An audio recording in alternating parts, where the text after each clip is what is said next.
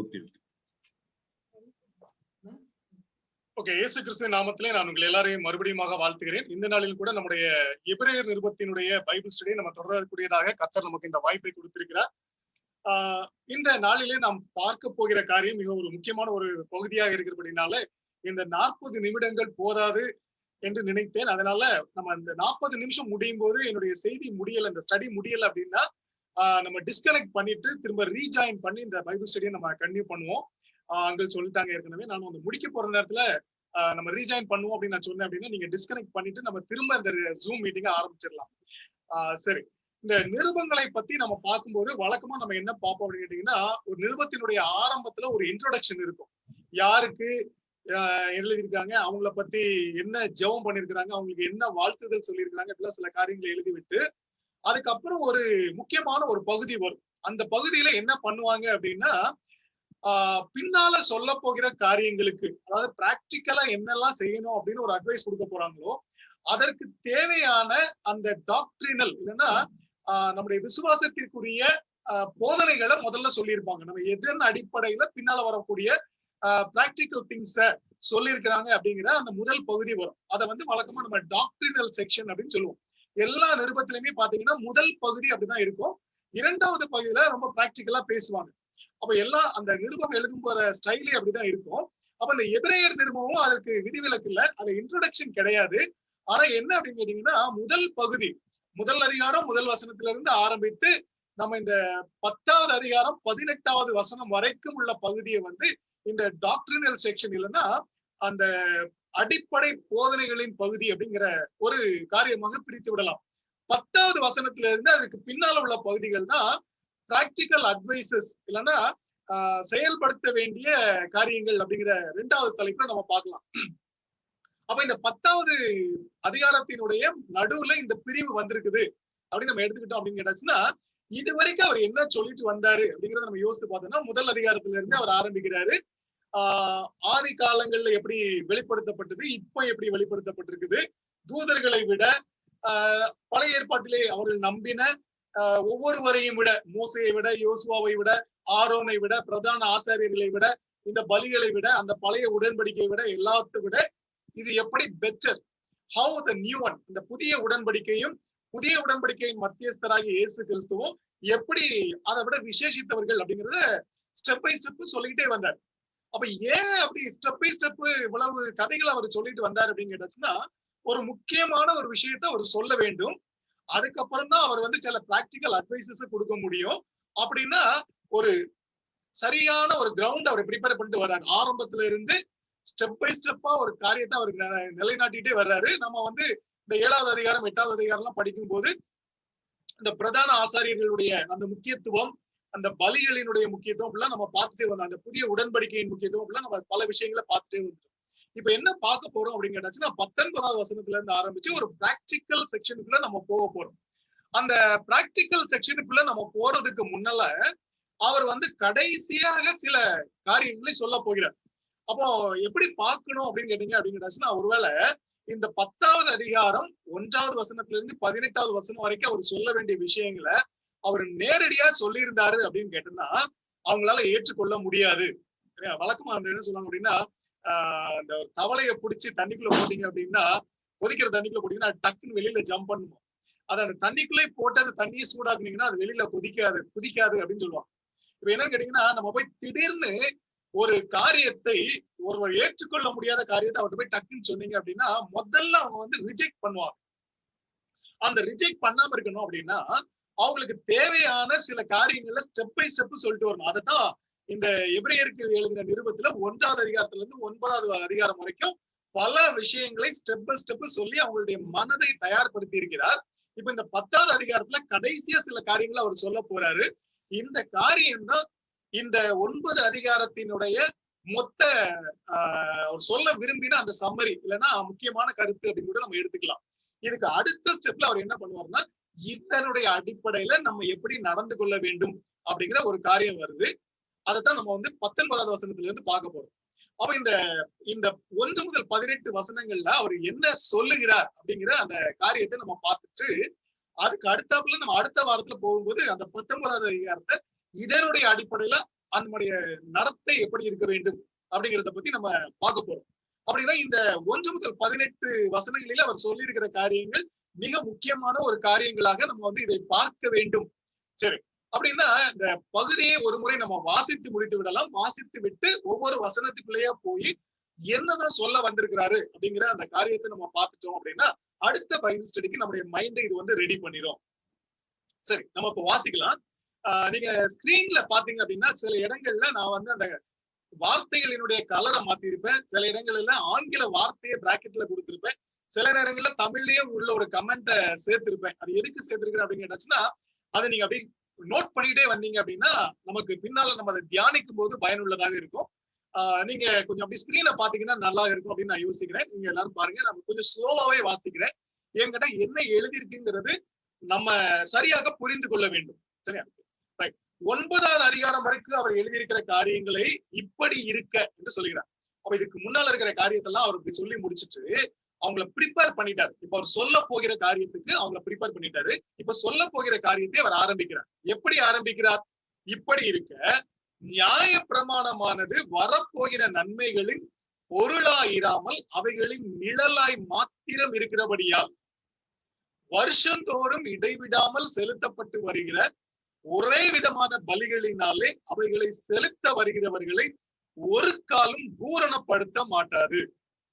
பூரணப்படுத்துமானால் ஆராதனை செய்கிறவர்கள் ஒரு தரம் சுத்தமாக்கப்பட்ட பின்பு இன்னும் பாவங்கள் உண்டு என்று உணர்த்தும் மனசாட்சி அவர்களுக்கு இல்லாதிருப்பதினால் அந்த பலிகளை செலுத்துகிறது நிறுத்தப்படும் அல்லவா?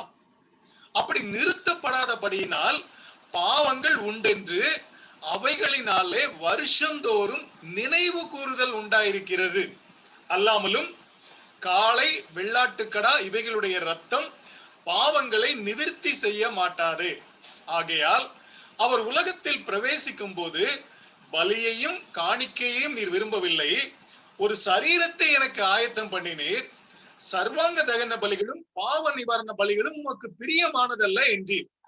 அப்பொழுது நான், தேவனே, உம்முடைய சித்தத்தின்படி செய்ய இதோ வருகிறேன், புஸ்தக சுருளில் என்னை குறித்து எழுதியிருக்கிறது என்று சொன்னேன் என்றார்.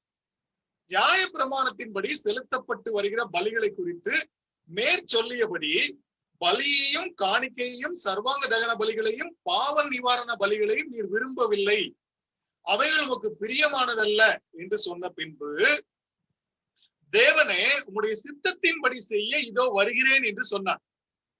இரண்டாவதை நிலைநிறுத்துவதற்கு முதலாவதை நீக்கி போடுகிறார். இயேசு கிறிஸ்துவினுடைய சரீரம் ஒரே தரம் பலியிடப்பட்டதினாலே அந்த சித்தத்தின்படி நாம் பரிசுத்தமாக்கப்பட்டிருக்கிறோம்.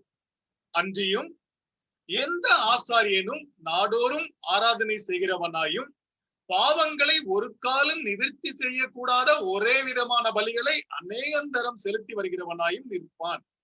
இவரோ பாவங்களுக்காக ஒரே பலியை செலுத்தி என்றென்றைக்கும் தேவனுடைய வலது பார்சத்தில் உட்கார்ந்து இனி தம்முடைய சத்துருக்களை தமது பாதபடியாக்கி போடும் வரைக்கும் காத்து கொண்டிருக்கிறார். ஏனெனில் பரிசுத்தமாக்கப்படுகிறவர்களை ஒரே பலியினாலே இவர் என்றென்றைக்கும் பூரணப்படுத்தி இருக்கிறார். இதை குறித்து பரிசுத்த ஆவியானவரும் நமக்கு சாட்சி சொல்லுகிறார். எப்படி எனில், அந்த நாட்களுக்கு பின்பு நான் அவர்களுடைய பண்ணும் உடன்படிக்கையாவது, நான் என்னுடைய பிரமாணங்களை அவர்களுடைய இருதயங்களில் வைத்து அவைகளை அவர்களுடைய மனதில் எழுதுவேன் என்று கர்த்தர் சொல்லுகிறார் என்பதை உரைத்த பின்பு, அவர்களுடைய பாவங்களையும் அவருடைய அக்கிரமங்களையும் நான் இனி நினைப்பதில்லை என்பதை சொல்லுகிறார். இவைகள் மன்னிக்கப்பட்டது உண்டானால் இனி பாவத்தின் நிமித்தம் பலி செலுத்தப்படுவதில்லையே. நம்ம இந்த பகுதியை வாசிக்கும் போது நம்ம என்ன கடைசி எப்படி முடிக்கிறாருன்னா, இனிமே பலின்னு ஒண்ணு தேவையில்லை அப்படிங்கிறத அவர் சொல்றாரு.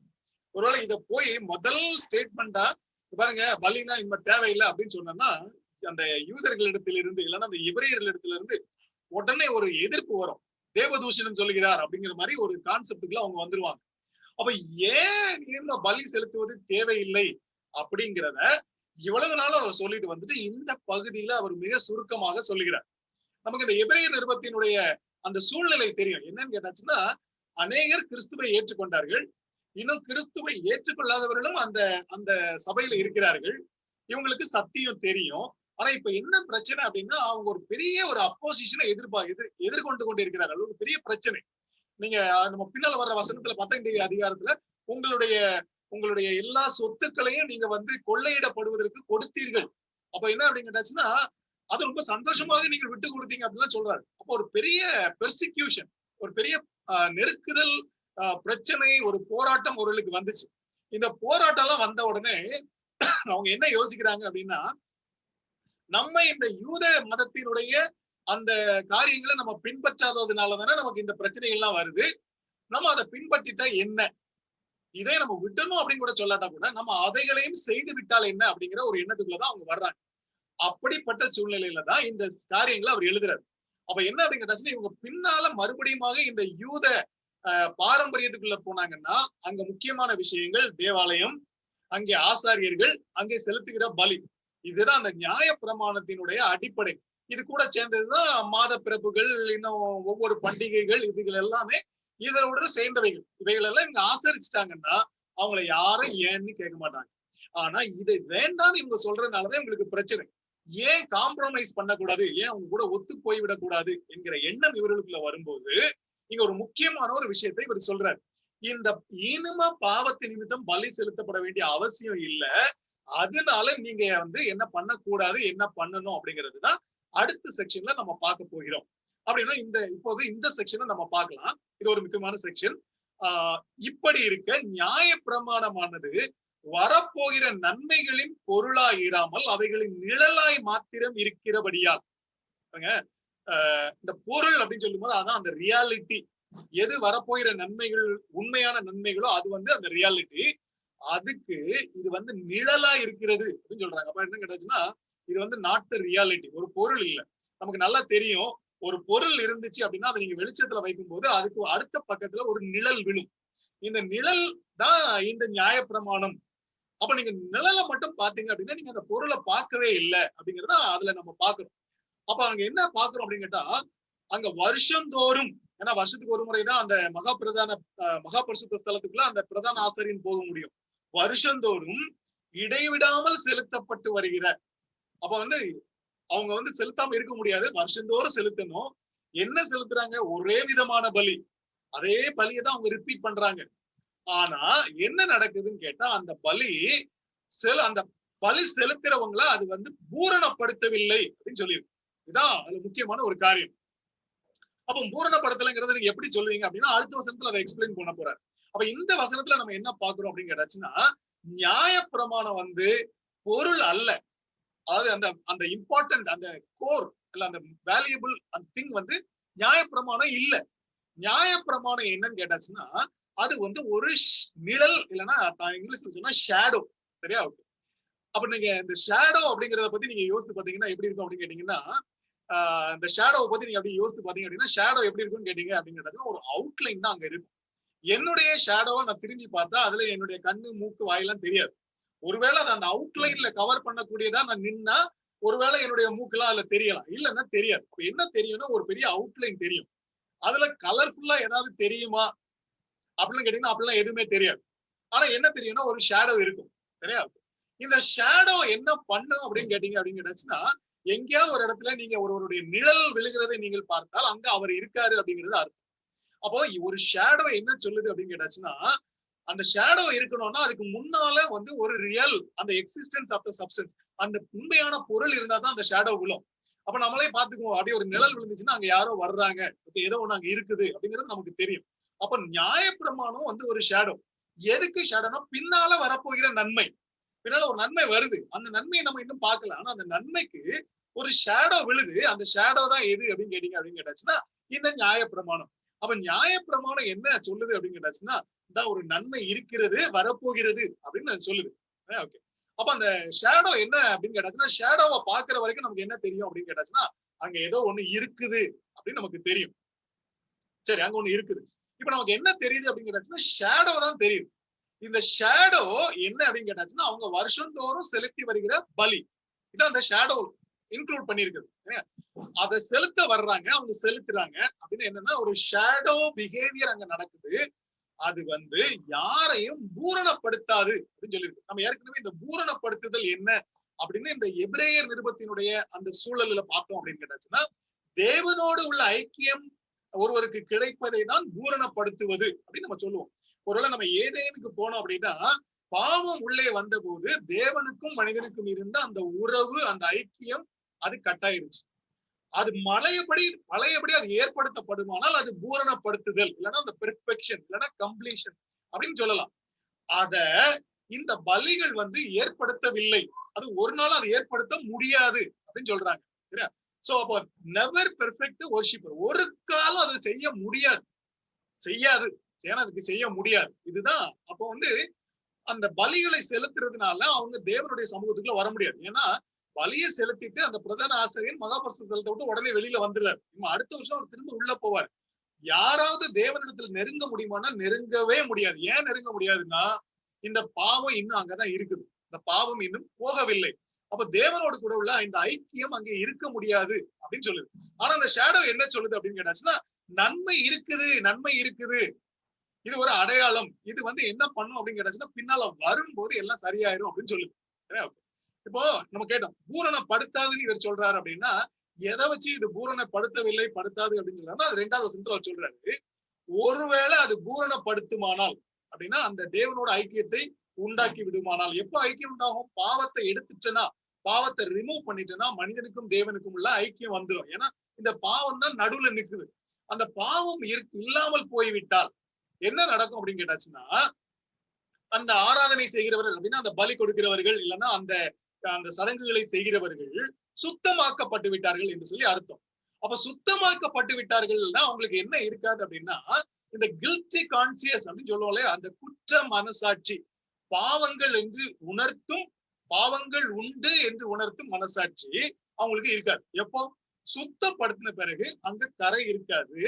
அப்படி கரை இல்லை அப்படின்னா, அந்த கில்ட்டி கான்சியன்ஸ் இல்லை அப்படின்னா, அதுக்கப்புறம் அவங்க பலி செலுத்த வேண்டிய அவசியம் இல்லையே. அப்ப அந்த பலி எதுக்கு செலுத்துறோம் அப்படின்னு கேட்டாச்சுன்னா, நம்ம கிட்ட பாவம் இருக்கிறது, நம்ம கிட்ட பாவம் இருக்கிறது என்கிற உணர்ச்சி நமக்குள்ள இருக்கிறது. அதனாலதான் நம்ம இந்த பலியை செலுத்திக்கிட்டு இருக்கோம். அந்த பாவம் இல்லை என்கிற ஒரு நிலைமை வந்துருச்சுன்னா பலி செலுத்துறதை நிறுத்திடலாமே. ஆனா அது நிறுத்தப்படவில்லையே. ஏன்னு கேட்டா, வருஷந்தோறும் அந்த பலியை நீங்கள் செலுத்தி கொண்டே வருகிறீர்கள். எப்போ இருந்து ஆரம்பிச்சு மோசே அவர்களுக்கு அந்த நியாயப்பிரமாணத்தை கொடுத்ததுல இருந்து இயேசு கிறிஸ்துவின் நாள் வரைக்கும் இந்த பலிகள் செலுத்தப்பட்டு கொண்டே வருகிறது. அப்போ அந்த பலி நிறுத்தப்படல. ஏன் நிறுத்தப்படல? ஏன்னா கில்ட்டி கான்சியன்ஸ் இன்னும் செட்டில் பண்ணப்படவில்லை, அதை இன்னும் நிவர்த்தி செய்யவில்லை. அப்போ அந்த அந்த அந்த பெர்ஃபெக்ஷன் வந்துருச்சு அப்படின்னு சொன்னா சாக்ரிஃபைசஸ் நிறுத்தி இருப்பாங்க, நிறுத்தல. அப்ப என்ன அர்த்தம்? கில்ட்டி கான்சியன்ஸ் இன்னும் இருக்குது அப்படின்னு அர்த்தம். சரி, அப்போ அடுத்த வசனத்துல என்ன சொல்றாரு அப்படின்னா, அப்ப அந்த அந்த அந்த பலி செலுத்தப்படுவது நிறுத்தப்படவில்லை என்றால் அது என்ன செய்யுது அப்படின்னு கேட்டாச்சுன்னா, உங்களுக்கு திரும்ப சொல்லுது, பாவம் இருக்குது, பாவம் இருக்குது, பாவம் இருக்குதுன்னு உங்களுக்கு ஞாபகப்படுத்தி கொண்டே இருக்கிறது. வருஷந்தோறும் உங்களை ரிமைண்ட் பண்ணுது. என்ன ரிமைண்ட் பண்ணுது? நீங்க பாவிதான், நீங்க தேவனுடைய சமூகத்துக்குள்ள நீங்க வர முடியாது அப்படின்னு இந்த காரியம் சொல்லிக்கொண்டே வருகிறது. இதுதான் நம்ம அங்க பார்க்கக்கூடிய முக்கியமான ஒரு விஷயம். அப்படின்னா இந்த அது பெர்ஃபெக்ட் பண்ணல, ஆனா என்ன பண்ணுதுன்னா ரிமைண்ட்ஸ் தெம், அவங்களை ஞாபகப்படுத்துது, நீங்க பாவிதான் அப்படின்னு சொல்லுது. அப்ப இவங்க பலி செலுத்துறாங்களே அப்படின்னு கேட்டாச்சுன்னா, அங்க பலியை பத்தி என்ன சொல்லுதுன்னா 4வது வசனத்துல சொல்லுது, காளை வெள்ளாட்டுக்கடா இவைகளுடைய ரத்தம் பாவங்களை நிவர்த்தி செய்யாது. ரொம்ப பேசிக் ட்ரூத் அதான். ஏன்னா மனிதன் பாவம் செய்திருக்கிறான், அந்த பாவத்திற்கு யார் சாக வேண்டும் என்று சொன்னால் மனிதன் தான் சாக வேண்டும். பாவம் செய்கிற ஆத்மா தான் சாகணும். இப்ப ஒரு சப்ஸ்டிடியூட்டா ஒரு அனிமல்ல அங்க நீங்க கொண்டு வர முடியாது. ஆனா இங்க ஒரு அனிமல்ல தான் நம்ம பலியிடுகிறோம். அப்ப என்ன அர்த்தம் கேட்டாச்சுன்னா, இந்த அனிமல் சாக்ரிஃபைஸ் ஒரு அடையாளம். It is a symbol. Simple for what? ஏதோ ஒண்ணு பின்னால வருது, அதுக்கு இது ஒரு முன் அடையாளம். அவ்வளவுதான் நம்ம பார்க்க போறோம். அப்போ நீங்க ஏதேன் தோட்டத்திலே பார்க்கும்போது அவர் அங்க ஒரு ஒரு ஒரு மிருகத்தை பலியிட்டு அதனுடைய தோலை எடுத்துதான் அவங்களுக்கு வஸ்திரமாக கொடுக்கிறார். அங்க நடக்கிற விஷயம் அங்கே ஒரு சிம்பிள். அதுதான் தொடர்ந்து நடந்து கொண்டே வருகிறது. உலகத்தின் பாவத்தை சுமந்து தீர்க்கிற தேவ ஆட்டுக்குட்டியாக இயேசு கிறிஸ்து வர்ற வரைக்கும் அது நடந்துட்டு இருக்கு. அப்ப யார் அந்த சப்ஸ்டன்ஸ் கேட்டீங்கன்னா, இந்த பாவத்தை சுமந்து தீர்க்கிற தேவ ஆட்டுக்குட்டி இயேசு கிறிஸ்து. அவருக்கு ஆதியாகமத்துல இருந்து நம்ம பாக்குற சிம்பல் தான் இந்த பலிகள் எல்லாமே. அப்ப இந்த பலிகள் அப்படிங்கிறது யாருடைய பாவத்தையாவது நிவர்த்தி செய்யுமானா நிவர்த்தி செய்யாது. ஏன்னு கேட்டா அது காளை வெள்ளாட்டுக்கடா, அதுக்கும் மனிதனுக்கும் சம்பந்தம் இல்லை அப்படின்னு ஒரு விஷயத்த பாக்குறோம். சரி, அப்போ இந்த விஷயம் அப்படி இருக்கும்போது அவர் என்ன சொன்னார் அப்படின்னு 5வது வசனத்துல என்ன சொன்னார்னா, அவர் உலகத்தில் பிரவேசிக்கும் போது, யாரை பத்தி சொல்லுது? இயேசு கிறிஸ்துவ பத்தி சொல்லுது. அவர் உலகத்துல பிரவேசிக்கும் போது பலியையும் காணிக்கையும் நீர் விரும்பவில்லை. அந்த பலியும் காணிக்கையும் கர்த்தருக்கு பிரியமானது, நான் சுகந்த வாசனையாக முகர்வேன், இப்படி எல்லாம் நம்ம அந்த நியாயப்பிரமாண பகுதியில அந்த 5 பஞ்சாகமத்துல வாசித்துட்டு வருவோம். ஆனா இங்க என்ன சொல்லுது அப்படிங்கிறது, பலியும் காணிக்கையும் நீர் விரும்பவில்லை. அப்ப என்ன பண்ணினீர்னா, ஒரு சரீரத்தை எனக்கு ஆயத்தம் பண்ணினீர். ஒரு பாடி, சரியா? இயேசு கிறிஸ்துவுக்கு ஒரு சரீரம் ஆயத்தம் பண்ணப்படுகிறது. சர்வாங்க தகன பலிகளும் பாவ நிவாரண பலிகளும் உனக்கு பிரியமானதல்ல. அவர் விரும்பல, அவருக்கு பிடிக்கல அப்படின்னு சொல்லுது. அப்போ ஏன் அதெல்லாம் அவர் உண்டாக்குனாரு? சரியா? இந்த எனக்கு பிரியமானதல்ல, எனக்கு நீர் விரும்பவில்லை அப்படின்லாம் நான் சொல்லும் போது நம்ம எப்படி அதை அண்டர்ஸ்டாண்ட் பண்ணணும் அப்படின்னா, the sacrifice which is mentioned by the law did not satisfy God. அது தேவனுக்கு அவருக்கு போதுமானதாக, சரி, அவரை திருப்திப்படுத்தக்கூடியதாக அது இல்லை. அப்ப என்ன வேணும் அப்படின்னு கேட்டாச்சுன்னா, இயேசு கிறிஸ்து ஒரு மனிதனாக வருவதற்கு அவர் ஒரு சரீரத்தை ஆயத்தம் பண்ணி வைத்திருந்தார். ஏன் கேட்டா அவர் தான் அந்த பலியாக வர வேண்டும் என்பதை நம்ம இங்க பார்க்கணும். அப்ப நியாயப்பிரமாணத்துல கொடுக்கப்பட்டது எல்லாம் ஆடுகள். இங்கே நம்ம பார்க்கிறது இயேசு கிறிஸ்து ஒரு மனிதனாக ஒரு பலியாக வேண்டும் என்கிற ஒரு காரியம் வருகிறது. அப்பொழுது நான் யாரு? அது இயேசு கிறிஸ்து குறிக்கிறது. அவர் தேவனிடத்துல பேசுறாரு. தேவன் உம்முடைய சித்தத்தின்படி செய்ய இதோ வருகிறேன். நான் எதுக்கு வரேன்? உங்களுடைய சித்தத்தின்படி செய்ய வருகிறேன். புஸ்தக சுருளில் என்னை குறித்து எழுதியிருக்கிறது. அப்படின்னா என்னன்னு கேட்டாச்சுன்னா, நான் வருவேன், நான் என்ன செய்யணும், உம்முடைய சித்தம் என்னங்கிறதுல எங்க இருக்கு அப்படின்னு கேட்டாச்சுன்னா, ஆல்ரெடி இந்த ரிட்டன் இந்த புக். எந்த புக்கு? வேதாகமத்தில் எழுதியிருக்கிறது. அந்த ப்ராபசிஸ் எல்லாமே அதை பத்தி சொல்லுது. அப்ப நான் எதுக்கு வர்றேன்னா, உம்முடைய சித்தத்தை செய்ய வருகிறேன். ஒருவேளை நம்ம அந்த சுவிசேஷத்துல வாசித்துட்டா இயேசு கிறிஸ்து எப்பவுமே கரெக்டா சொல்லிட்டே வருவார். என்னுடைய பிதாவின் சித்தத்தின்படி செய்யதான் நான் வந்தேன், என்னுடைய சித்தத்தை நிறைவேற்ற அல்ல. அப்போ எல்லா ஏரியாலும் உங்களுடைய சித்தத்தின்படி ஆக கடவுது. அப்போ இயேசு கிறிஸ்து எதுக்கு வந்தார் அப்படின்னு கேட்டா, சித்தத்தின்படி செய்ய வந்தார். ரொம்ப சிம்பிளா ஒரே வார்த்தையில சொன்னா, he came to obey God. அவர் மனிதனாக வந்திருக்கும் போது அவர் கீழ்ப்படிய வந்தார் அப்படின்னு நம்ம பார்க்கணும். சரி, அப்போ நியாயப்பிரமாணத்துல என்ன சொல்லிருக்கு அப்படின்னு கேட்டாச்சுன்னா, அங்க செலுத்தப்பட்டு வருகிற பலிகளை குறித்து அவர் என்ன சொன்னார்னா, பலியின் காணிக்கையும் சர்வாங்க தகன பலியும் பாவ நிவாரண பலிகளையும் நீர் விரும்பவில்லை, அவைகள் உமக்கு பிரியமானதில்லை என்று சொன்னார். அதெல்லாம் உமா சாட்டிஸ்ஃபை பண்ணாது. அப்ப எது சாட்டிஸ்ஃபை பண்ணும்? இயேசு கிறிஸ்துவனுடைய பலி, இயேசு தேவனை அது சாட்டிஸ்ஃபை பண்ணும் அப்படின்னு பார்க்கணும். சரியா? ஓகே. இப்போ நம்ம இந்த இவ்வளவு வசனங்களை நம்ம வாசித்தோடனே நம்ம யோசிக்க வேண்டிய சில பாயிண்ட்ஸ் நம்ம முன்னாடி வரும். இந்த சாக்ரிஃபைசஸ் ஆண்டவரை சாட்டிஸ்ஃபை பண்ணல, தேவனை சாட்டிஸ்ஃபை பண்ணல அப்படின்னா அவர் ஏன் இதெல்லாம் செய்ய சொன்னாரு? அவர் தானே செய்ய சொன்னாரு. அப்ப சாட்டிஸ்ஃபை பண்ணாத உடனே ஏன் செய்ய சொன்னாரு அப்படின்னு முதல்ல ஒரு கேள்வி நமக்கு வர வேண்டும். 2வது கேள்வி, இப்போ இதுதான் சாக்ரிஃபைஸ் தான் அவரை சாட்டிஸ்ஃபை பண்ணாரு. அப்போ ஒரு இஸ்ரவேலன் இல்லைன்னா ஒரு யூதன், நியாயப்பிரமாணத்துக்கு கீழ்பட்டிருக்கிற ஒருவன் இந்த பலிகளை செலுத்தாவிட்டால் என்ன நடக்கும்? அப்போ ஆண்டவருக்கு பிடிக்காத ஒண்ணதானே நான் செய்யாம இருந்தா என்ன அப்படின்னு ஒரு கேள்வி கேட்டீங்கன்னா அதுக்கு என்ன பதில் வரும்? ஏன்னா நம்ம பைபிள்ல என்ன வாசிப்போம் அப்படின்னு கேட்டாச்சுன்னா, அந்த பலியை செலுத்தல அப்படின்னா அவன் உயிருக்கே ஆபத்து, அவன் அறுப்புண்டு போவான் அப்படிங்கிற மாதிரி அங்க ஒரு he will be cut off, அவன் இல்லாமல் போயிடுவான், அவனுக்கு ஒரு தண்டனை இருக்கு. அப்ப என்னடா சாக்ரிஃபைஸ் பண்ணலன்னா ஒரு பெரிய பனிஷ்மெண்ட் இருக்கு, ஆனா சாக்ரிஃபைஸ் அவருக்கு பிடிக்காது, அவருக்கு அது சாட்டிஸ்பாக்சன் ஆகல. அப்போ எனக்கு ஒரு சரீரத்தை உண்டு பண்ணினீர் அப்படின்னு அவர் சொல்றாரு, எனக்கு ஆயத்தம் பண்ணினீர். அப்ப அவர் சரீரத்துல என்ன பண்ண போறாரு? அந்த சரீரத்துல வர்றாரு, என்ன பண்ண போகிறார்? இதான் நமக்கு முக்கியமாக நம்ம யோசிக்க வேண்டிய கேள்விகள். இந்த கேள்வி நம்ம முன்னாடி வச்சுட்டோம்னா, அவர் சொல்றாரு உங்களுடைய சித்தத்தின்படி செய்ய இதோ வருகிறேன் என்று சொன்னார். சொல்லிட்டு எதுக்கு சொன்னார் அப்படின்னு கேட்டீங்கன்னா, 2வது நிலைநிறுத்துவதற்கு 1வதை நீக்கி போடுகிறார். இந்த 2வதை என்று சொல்வது புதிய உடன்படிக்கை.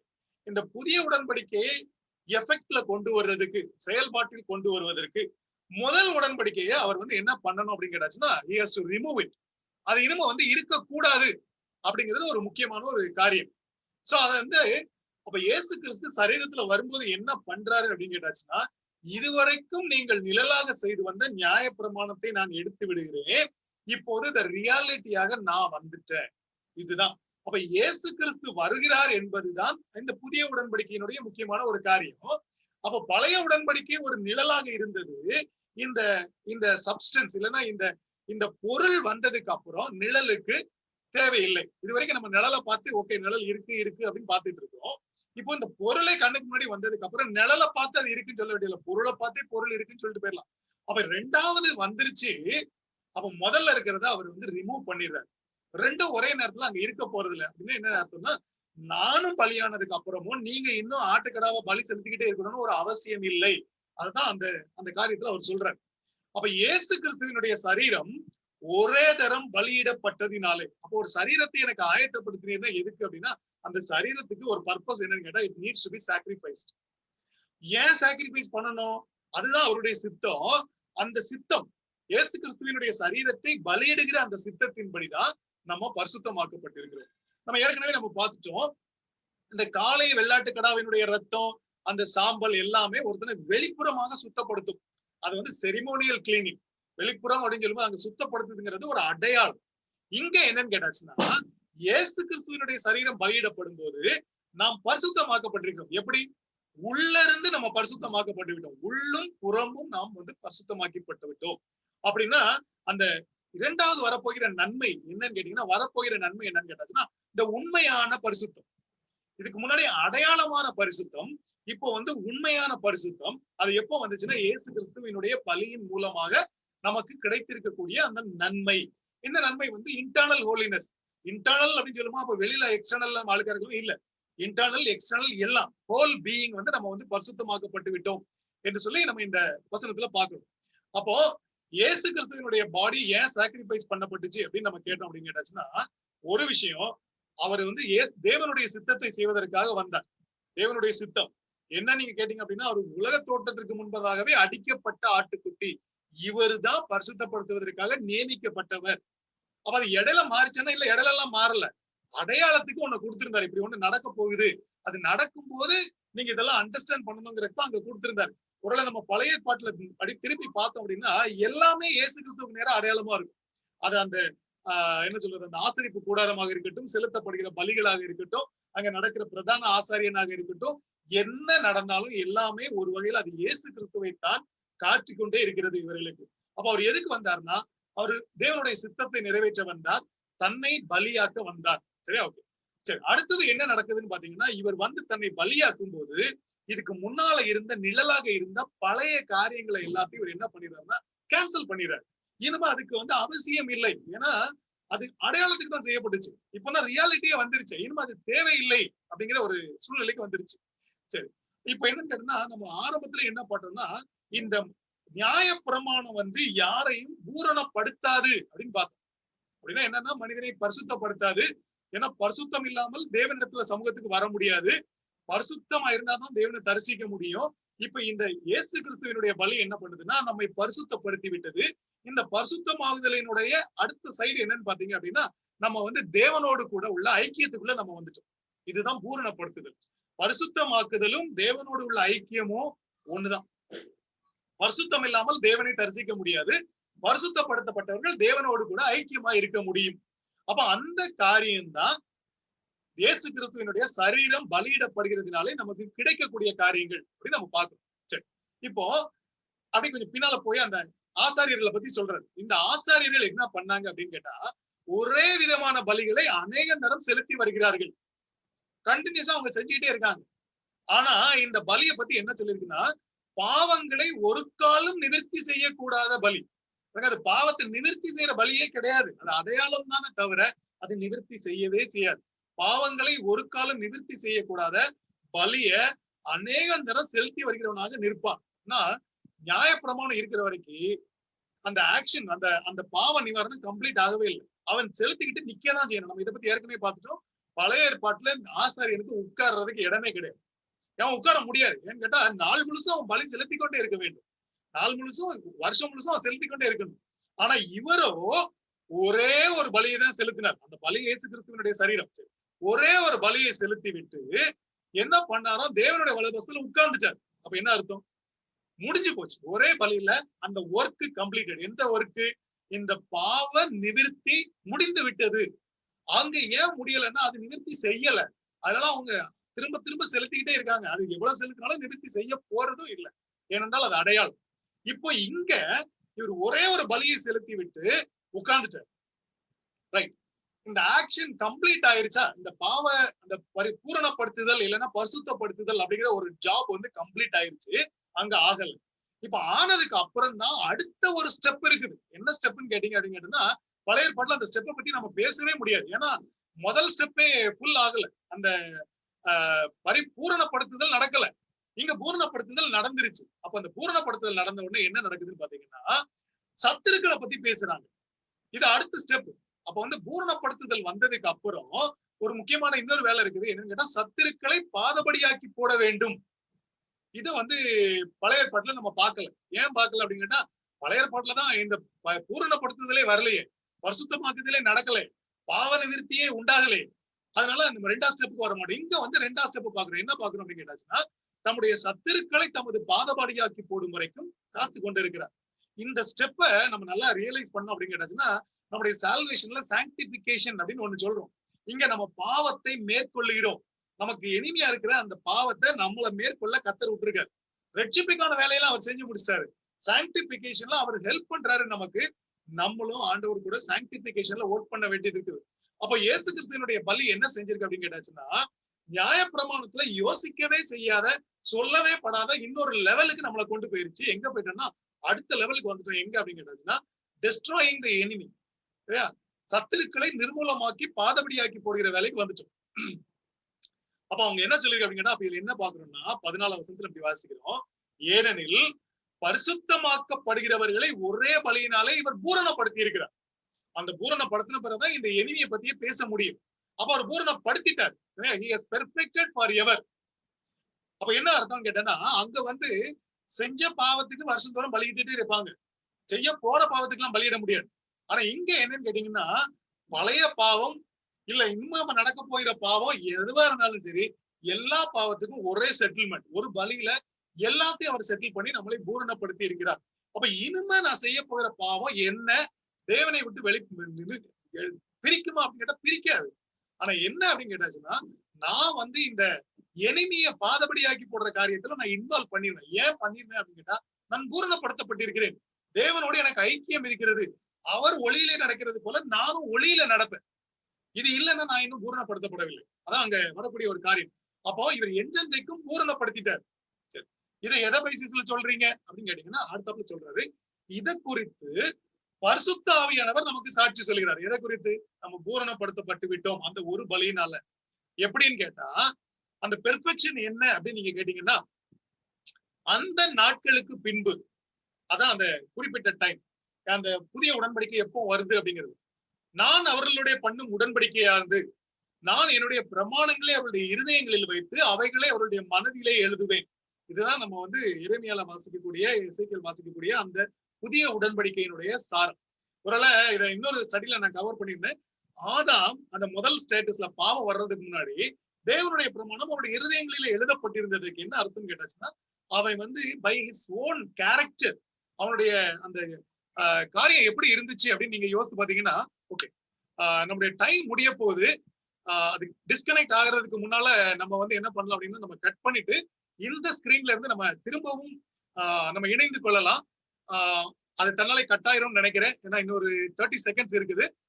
கட் ஆயிட்டுனா நீங்க ஜாயின் பண்ணினா அது வரைக்கும் நான் பேசிட்டே இருக்கிறேன்.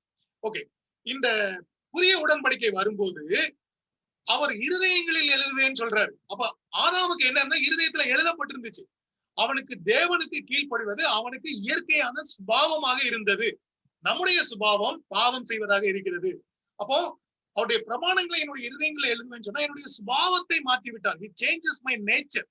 இதுதான் இந்த புதிய உடன்படிக்கையில வரக்கூடிய காரியம்.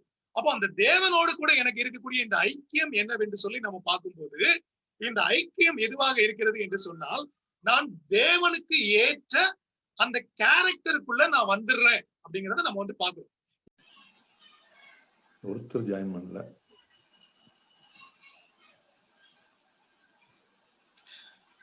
சரி, நம்ம இதை தொடர்ந்து பார்த்தோம் அப்படிங்கன்னா, இந்த புதிய உடன்படிக்கை தேவன் நம்மோடு கூட செய்ய போகிற இந்த புதிய உடன்படிக்கை என்ன அப்படின்னு நம்ம பார்த்தோம் அப்படின்னு கேட்டாச்சுன்னா, நம்முடைய நேச்சர், நம்முடைய கேரக்டர் வந்து மாறி விடுகிறது. நம்ம என்ன செய்ய விரும்புகிறோம் என்று சொன்னால், நம்ம தேவனுடைய சித்தத்தை செய்ய விரும்புகிறவர்களாக நம்ம மாற்றப்பட்டு விட்டோம். இதுதான் இந்த புதிய உடன்படிக்கையினுடைய முக்கியமான காரியம். ஒருவேளை இதை சொன்னோம் அப்படின்னா இதுதான் பூரணப்படுத்தப்படுதல். இந்த பூரணப்படுத்தப்படுதல் வந்து இந்த 2வது உடன்படிக்கையில வருது. இந்த 2வது உடன்படிக்கை எப்படி வந்துச்சுன்னு கேட்டாச்சுன்னா இயேசு கிறிஸ்துவினுடைய மரணத்தின் மூலமாக இது ஆக்ஷனுக்குள்ள வந்துச்சு அப்படிங்கிற காரியத்தை வந்து நம்ம வந்து இங்க பாக்குறோம். சரி, அப்போ இப்போ இந்த 2வது உடன்படிக்கை வந்து இந்த கேரக்டரை மாத்துது அப்படின்னு நம்ம சொல்லும் போது இந்த கேரக்டரை மாத்துறதுக்கு அடிப்படை என்னன்னு கேட்டீங்க அப்படின்னு கேட்டீங்கன்னா அதுக்கு முதல் ஸ்டெப் என்னன்னு கேட்டாச்சுன்னா நம்முடைய பாவங்கள் மன்னிக்கப்பட்டிருக்க வேண்டும். பாவம் எனக்கும் தேவனுக்கும் இடையில அது ஒரு தடுப்பு சுவராக நிற்கக்கூடாது. அப்போ 17வது வசனத்துல அவர் என்ன சொல்றாருன்னா அவருடைய பாவங்களையும் அவருடைய அக்கிரமங்களையும் நான் இனி நினைப்பதில்லை என்று சொல்லுகிறார். அப்போ பாவத்தையும் அக்கிரமத்தையும் என்ன பண்ண மாட்டாருன்னா அவர் இனிமேல் நினைக்க மாட்டாரு. நினைக்க மாட்டாரு அப்படின்னா என்ன அர்த்தம் அப்படின்னு கேட்டாச்சுன்னா அது அங்க இருக்குதுன்னு அர்த்தம் இல்ல, அதை மன்னித்து விட்டார். அதான் இப்ப வந்து நினைக்க மாட்டாருன்னு 17வது வசனத்துல சொல்றாரு. 18வது வசனத்துல இவைகள் மன்னிக்கப்பட்டது உண்டானால் அப்படின்னு ஆரம்பிக்குது. அப்படின்னா நினைக்க மாட்டாரு என்று சொல்லும் போது நம்ம புரிந்து கொள்ள வேண்டிய விஷயம் இவைகள் மன்னிக்கப்பட்டு விட்டது. சோ பாவ நிவிர்த்தி ஏற்பட்டு விட்டது என்று சொல்லி நம்ம இங்க பாக்குறோம். அப்ப இந்த பாவ நிவிர்த்தி உண்டானது என்று சொன்னால் அந்த குற்ற மனசாட்சி நீக்கப்பட்டு விட்டது. பாவம் உண்டு அப்படின்னு நமக்கு நம்முடைய மனசாட்சி நம்மிடத்துல சொல்லவில்லை. ஏனென்றால் நாம் பூரணப்படுத்த விட்டு விட்டோம். இந்த பூரணப்படுத்தல 2 விஷயங்கள் நடந்திருக்குது. ஒண்ணு வந்து நம்முடைய பாவங்கள், பழைய பாவங்கள் மன்னிக்கப்பட்டு விட்டது. தேவனுக்கு பிரியமாக வாழ வேண்டும் என்கிற அந்த சுபாவம் நமக்குள்ளே வந்து விட்டது. இந்த நம்ம வாஸ்துல வந்து நிறைய இடங்கள் இப்படி வரும். மறுபடியும் பிறந்தவனுக்குள்ள கிறிஸ்துவனுடைய வித்து அவனுக்குள்ள இருக்கிறதுனாலே அவன் பாவம் செய்ய மாட்டான். அந்த வித்துனா என்னன்னு கேட்டாச்சுன்னா அந்த கேரக்டர் நமக்குள்ள வந்துருச்சு. எந்த character? The holy character of God. அந்த பாவத்தை வெறுக்கிறதும் பரிசுத்தத்தை வாஞ்சிக்கிறதுமான அந்த கேரக்டர் நமக்குள்ள வந்துருச்சு. இதுதான் இந்த புதிய உடன்படிக்கையில வந்தது. பழைய உடன்படிக்கை நல்லா யோசித்து பார்த்தோம் அப்படின்னு கேட்டாச்சுன்னா அங்க அவங்க பாவத்தை வெறுக்கவே இல்லை. அப்ப அதான் அங்க பிரச்சனையே. அவங்க எல்லாத்தையும் செஞ்சுக்கிட்டே வந்தாங்க. ஏன் வெறுக்கலன்னா அவங்களால வெறுக்க முடியாது. அதனாலதான் தேவன் வந்து இந்த பலிகள் எல்லாம் அங்க கொண்டு வந்தார். சரி, ஓகே. இப்ப நம்ம என்ன பாக்குறோம் அப்படின்னு கேட்டா the sins are forgiven. அப்ப பாவம் வந்து நிவிர்த்தி ஆகிவிட்டது. பாவம் நிவிர்த்தி ஆயிடுச்சுன்னு சொன்னதுக்கு அப்புறம் இன்னொரு பலி செலுத்த வேண்டிய அவசியமே இல்ல. ஜீசஸ் வந்து வருஷந்தோறும் வந்து பிரதான ஆசிரியர் மாதிரி வருஷந்தோறும் ஒரு தடவை தன்னை பலியாக இட போவதில்லை. ஒரே பலியினால வேலையை முடிச்சுட்டு அவர் உட்கார்ந்துட்டாரு. அப்படின்னா அந்த 2000 வருஷம் நம்ம கடந்து வந்தாலும் இல்ல இன்னும் ஒரு 1000 வருடங்கள் இந்த பூமி தொடர்ந்து போனாலும் எல்லாருடைய பாவங்களுக்கும் அந்த பலி செலுத்தப்பட்டு எல்லா பாவத்துக்கும் பேமெண்ட் முடிஞ்சிருச்சு. இனிமே இந்த பாவங்கள் எல்லாம் நம்ம விசுவாசத்துக்குள்ள வரும்போது காட் செட்டில்ஸ் இட். அது கடவுள் வந்து அந்த கணக்குல கொண்டு வந்துடுறாரு. சரி, இப்போ இன்னொரு பலிக்கு அவசியமா என்று கேட்டால் இன்னொரு பலிக்கு அவசியம் இல்லை. ஒரு பலி பெர்ஃபெக்டட், ஒரே பலியில முடிச்சிட்டார். சரி, இப்போ நம்ம இதுவரைக்கும் நம்ம பார்த்தது என்ன அப்படின்னு கேட்டீங்கன்னா நியாயப்பிரமாணத்தின் பலிகள் வந்து அடையாளம்னு பார்த்தோம். ரியாலிட்டி கிடையாது. அது எந்த பாவத்தையும் நிவிர்த்தியே ஆக்காது. ஆனா இயேசு கிறிஸ்துவினுடைய பலி பாவங்களை நிவிர்த்தி செய்து விட்டது அப்படின்னு நம்ம பாக்குறோம். ரைட், முடிஞ்சிருச்சு. இயேசு கிறிஸ்து 2வது பலியிடப்பட போவது இல்லை. அதையும் நம்ம இந்த கடைசி வசனத்துல 9வது அதிகாரத்துல எப்படி மனுஷன் ஒரு முறை மரிப்பதும் பின்பு நியாய தீர்ப்படைவதும் அவனுக்கு நியமிக்கப்பட்டிருக்கிறதோ அதே மாதிரி இவரும் ஒரே முதலம் பாவத்திற்காக பலியானார். இனிமே வரும்போது பாவம் இல்லாதவராக நியாயம் தீர்க்கிறவராக அவர் வருவார் அப்படின்னு நம்ம கடைசி 2 வசனங்கள்ல நம்ம வாசிக்கிறோம். இன்னொரு தடவை இயேசு கிறிஸ்து பலியிடப்படுவது இல்லை. மேட்டர் செட்டில் ஆயிருச்சு. அப்ப என்ன ஆயிருச்சு அப்படின்னு கேட்டோம்னா இப்ப நல்லா யோசித்து பார்ப்போம். எல்லாமே முடிஞ்சு ரியாலிட்டி வரப்போகிற நன்மையே வந்தாச்சு. இனிமே திரும்ப போய் அடையாளமாக இருந்த வெள்ளாட்டு கடாவையும் ஆட்டு கடாவையும் நியாய பிரமாணத்தினுடைய கிரியைகளையும் நீங்க செய்யணும்னு அவசியமா? இதுதான் ஆர்கியூமெண்ட்.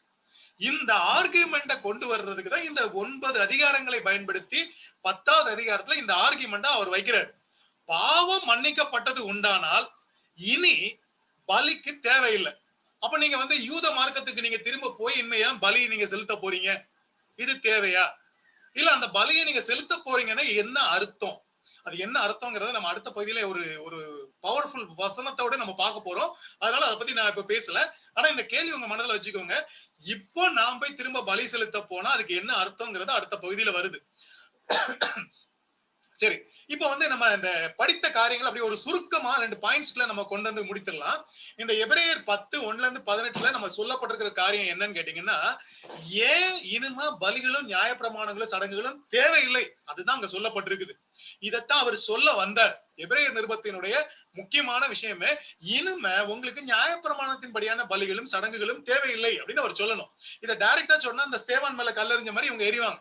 அதனால இவர் பில்டப் வந்து கரெக்டா கொண்டு வந்து எப்படி அந்த இந்த உண்மையை அவர்களுக்கு புரிய வைக்க வேண்டுமோ அதை அப்படியே சொல்லிட்டு வந்தார். சரி, அப்ப நம்ம இங்க என்ன பாக்குறோம்னு கேட்டாச்சுன்னா, இங்க வந்து 3 விஷயங்களை பாக்குறோம். அந்த 3 விஷயங்களை நம்ம அடுத்த சப் பாயிண்ட்ஸோட அடுத்த ஸ்லைட்ல பார்க்க போறோம்.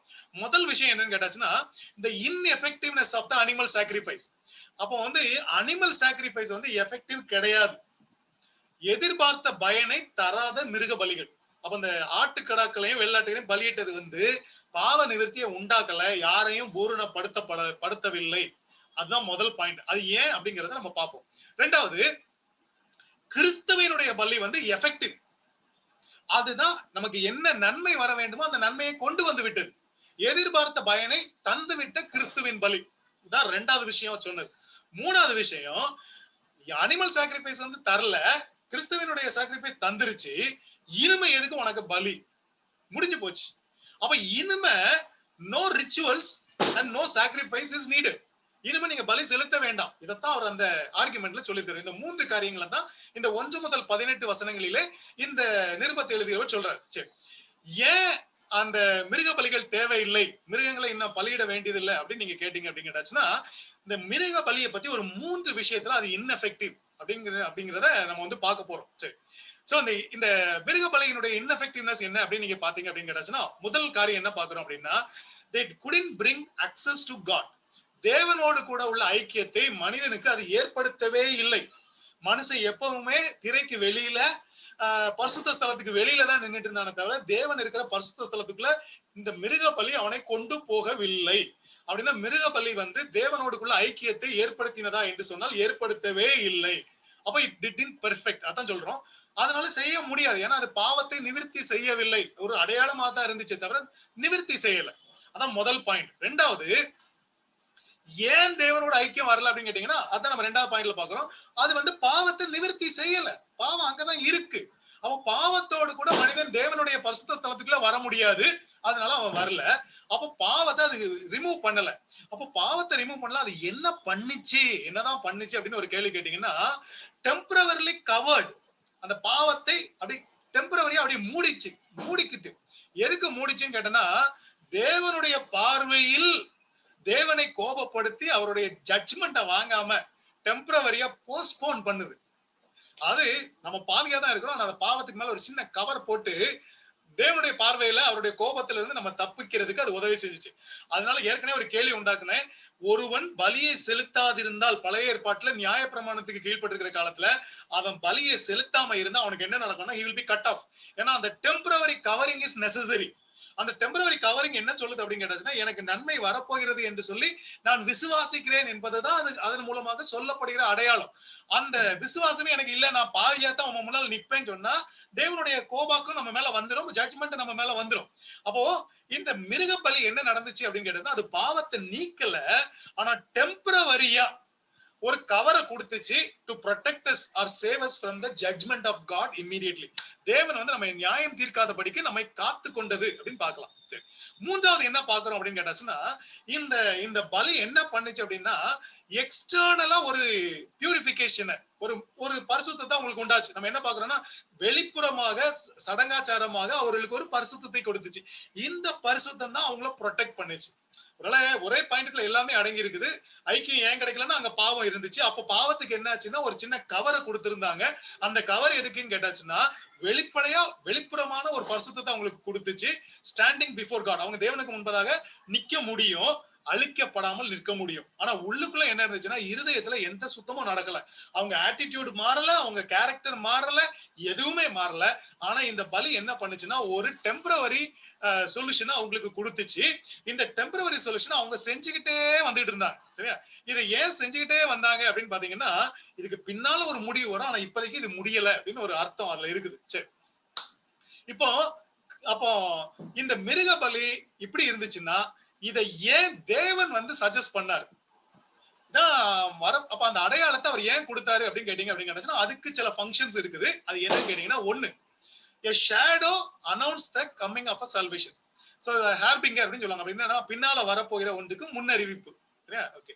அப்ப என்னன்னு கேட்டா, பின்னால ஒரு சால்வேஷன் வரப்போகுது. அப்ப எப்பெல்லாம் இந்த பலியை கொடுக்குறாங்களோ அப்போ இந்த பலி உன்னை ரட்சிக்காது. ஆனா உனக்கு பின்னால ஒரு சொல்யூஷன் ஆண்டவர் வச்சிருக்கிறாரு. உனக்கு ரட்சிப்பு என்று சொல்லி ஒன்று இருக்கிறது என்று சொல்லி இந்த பலிகள் சொல்லிக்கொண்டே இருந்தது. ஜெனிசிஸ்ல ஆரம்பிச்சு அவர் வந்து அந்த ஒரு ஒரு ஒரு மிருகத்தை பலியிட்டு அந்த கொன்று அதனுடைய ஆடை அவர் கொடுத்ததுல இருந்து அங்க இருந்து ஆரம்பிச்சு இந்த பலிகள் என்று சொல்லுவது ரத்தம் சிந்துதல் என்று சொல்லுவது பின்னால வரப்போகிற ஒரு ரத்தம் சிந்துதலுக்கு முன்னடையாளம். அப்ப ஏன் கொடுத்தாரு அப்படின்னு கேட்டாச்சுன்னா, உன்னை ரட்சிப்பேங்கிறதுக்கு இது ஒரு அடையாளம். சரியா? ஓகே. ஒரு முத்திரை மோதிரம் என்ன முன்னால ஒரு அட்வான்ஸ் அப்படின்னு வச்சுக்கலாம். அப்ப வந்து ஒரு அடையாளமாக இது முன்னறிப்பையும் வந்துச்சு. ரெண்டாவது, இது திரும்ப திரும்ப என்ன ரிமைண்ட் பண்ணிட்டு இருக்கு அப்படின்னு கேட்டாச்சுன்னா, பாவத்தின் சம்பளம் மரணம். மறந்துடாத, ஆட்டை நீ பலியிடுற இல்லையா, இந்த ஆடு உனக்கு பதிலா சாகுது. ஏன்னு கேட்டா நீ பாவம் செஞ்சிருக்கிற, பாவத்துக்கு சம்பளம் மரணம், இந்த மரணம் இருக்கிறது. அதனால நீ பாவம் செய்யும் போதெல்லாம் மரணத்தை ஞாபகத்துல வச்சுக்க அப்படின்னு ஞாபகப்படுத்திக்கிட்டே இருக்குது. இயேசு கிறிஸ்து பாவத்திற்கு தான் தன்னை பலியாக அவர் பலி கொடுக்க வேண்டியதாக ஆயிடுச்சு. நம்முடைய பாவங்களை எல்லாத்தையும் அவர் சுமந்து தீர்த்தார்.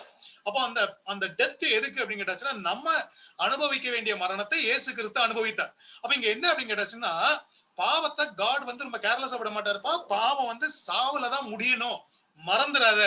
ரட்சிப்பு உனக்கு வருது, ஆனா பாவத்துக்கு ஒரு தண்டனை இருக்கிறதுங்கிறதையும் அது ரிமைண்ட் பண்ணிக்கிட்டே இருந்துச்சு. மூணாவது நம்ம என்ன பாக்குறோம் அப்படின்னு கேட்டாச்சுன்னா, இது ஒரு டெம்பரல் ப்ரொடெக்ஷன் கொடுத்துச்சு. என்ன கொடுத்துச்சு? பாவத்தோட தேவனுக்கு முன்னாடி போய் நின்னா தேவனுடைய பரிசுத்தம் வந்து அதை அலோவ் பண்ண முடியாது. God has to destroy you immediately. அப்ப என்ன அப்படின்னு கேட்டாச்சுன்னா, தேவனுக்கு முன்பதாக உனக்கு ஒரு டெம்பரவரி பாதுகாப்பையும் தருது. அப்போ ரட்சிப்பு வரப்போகுதுங்கிற ஒரு கேரண்டியை தருது. பாவத்தினுடைய சம்பளம் மரணங்கிற அந்த உணர்வை உனக்கு தருகிறது. அதே நேரத்துல தேவனுடைய தண்டனையிலிருந்து உனக்கு ஒரு தற்காலிக பாதுகாப்பு, பெர்மனன்ட் இல்ல, டெம்பரவரியா உன்னைய பாதுகாத்துக் கொள்கிறது. இதுக்கு தான் தேவன் இந்த பலியை நியமித்தார்.